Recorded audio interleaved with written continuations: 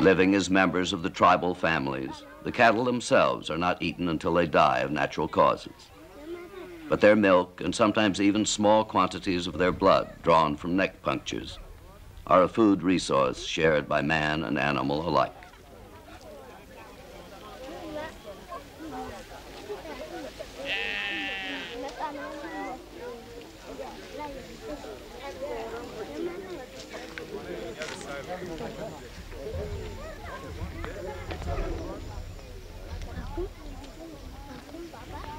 A healthy, cheerful people, the Dinka are content with a life based on the fullest use of minimal resources.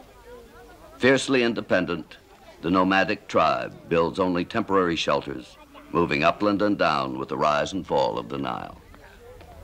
Even play has a purpose. Here, a Dinka girl is painted for a dance that is part of the social rites leading to courtship and marriage.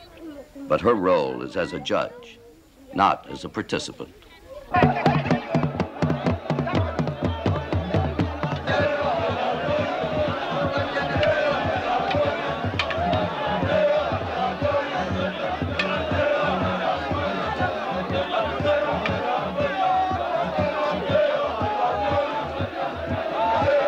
It is the men who must strut and dance in a staged display, trying to impress the hard-eyed village maidens, holding up fingers telling how many cattle they own, a promise of security in lean times to come.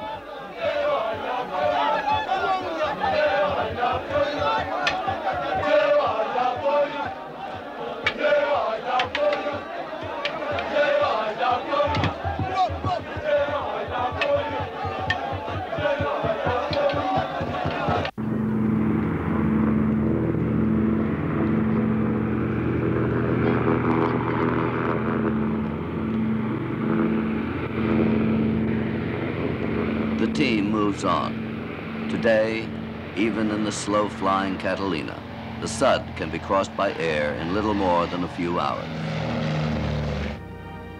But in the past, its shifting maze of channels blocked by water hyacinths or papyrus reeds, the vast marsh required months to cross by boat.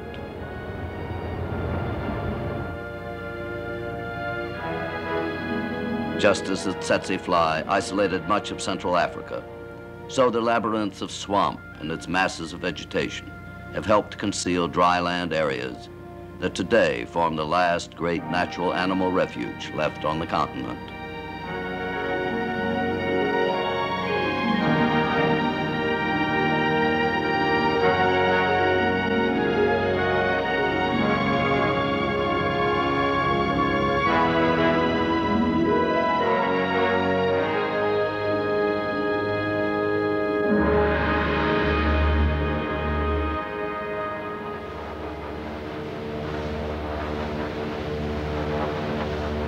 Aboard the Catalina, the automatic receiver prints a facsimile weather map from the Central Forecasting Agency, warning of a severe storm front moving across their course. Philippe decides to bring the plane down near one of the Shilluk tribal villages scattered for 250 miles along the Nile's meandering watercourse.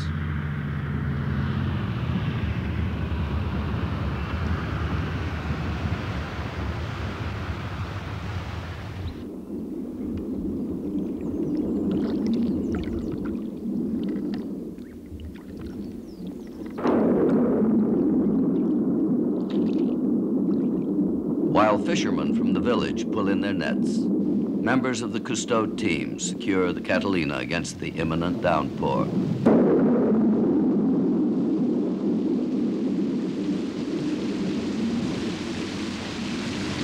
Though nearly one-half of the White Nile's total volume is lost by evaporation from the vast shallows of the Sud, the loss is replaced by tropical storms such as this and by the entry of a tributary river, the Sobat, at the Sud's northern perimeter.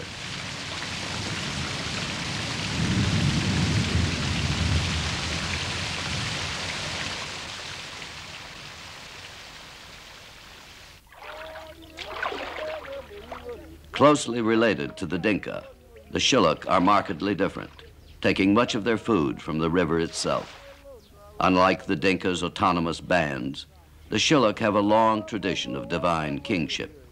For a people scattered over wide distances, the king not only provides a unifying presence, but is indeed the living symbol of the tribe's prosperity and survival. Long tradition prescribes that a king be ritually killed when his powers begin to fail or disaster strikes the tribe.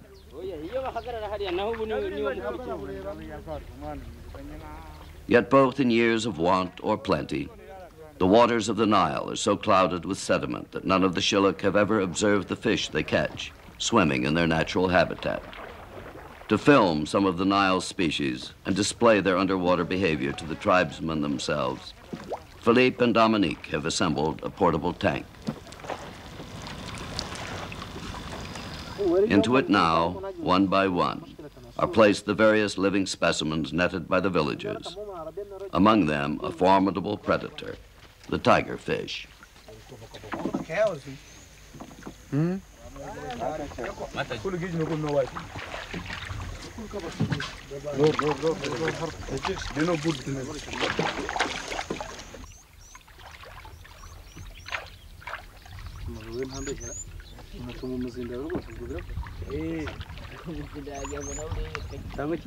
Adorned by their characteristic rows of beaded scars, the villagers watch as Philippe demonstrates the use of a diver's snorkel.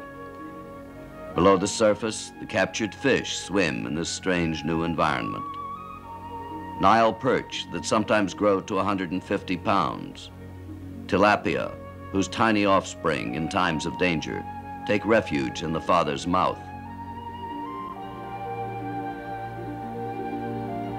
The catfish, equipped for the Nile's clouded waters with the feelers by which it probes its way along the bottom.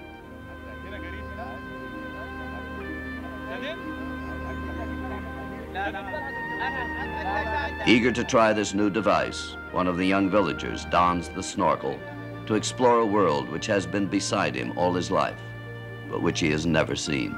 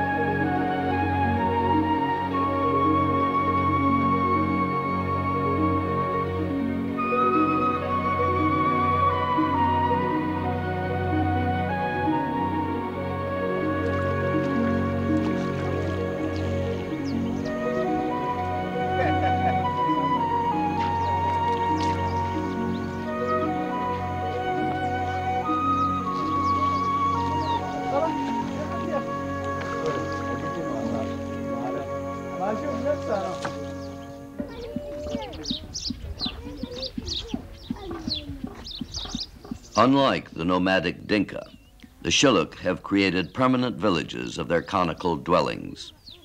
Well outside the tsetse fly's range, they too have cattle and live a relatively tranquil existence. Seldom raid their neighbors as in former times, at least openly, no longer kill their failing kings.